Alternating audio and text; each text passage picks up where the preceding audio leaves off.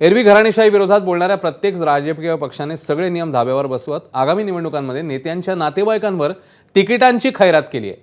त्यामुळे वर्षानुवर्ष राबणाऱ्या कार्यकर्त्यांना डावलून नेत्यांच्या नातेवाईकांना तिकीटं दिली जातात याचं मनापासून वाईट वाटतं, अशी खंत केंद्रीय मंत्री नितीन गडकरींनी बोलून दाखवली। ते एबीपी माझाच्या महाकट्ट्यावर बोलत होते। त्यामुळे अशा घराणेशाहीला खतपाणी घालणाऱ्या कोणत्याही पक्षाचा उमेदवार असो, त्याला जनतेने निवडणुकीतनं धडा शिकवला तर हे सगळं थांबेल असा उपायही गडकरींनी यावेळी सुचवलाय। त्यामुळे राजकारणात राहू नये सावध भूमिका न घेता गडकरींनी घेतलेल्या या धाडसी भूमिकेची सगळीकडे चर्चा सुरू झाली आहे। मला खूप वाईट वाटतं की 20-20 वर्ष काम करणारा एक कार्यकर्ता तिकीट मागतो, तो जिन्याय नसतो आणि त्यावेळी कोणीतरी मंत्री म्हणतो माझ्या बायकोला नाही तर माझ्या मुलाला तिकीट द्या, त्याचं तिकीट जातं। हे खूपच दुर्भाग्यपूर्ण आहे। पण याला कारण जनता आहे।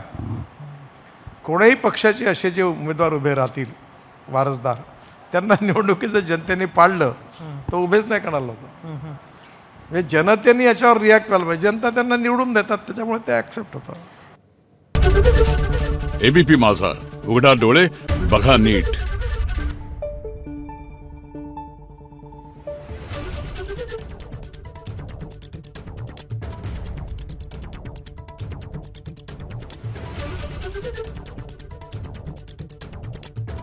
Thank you.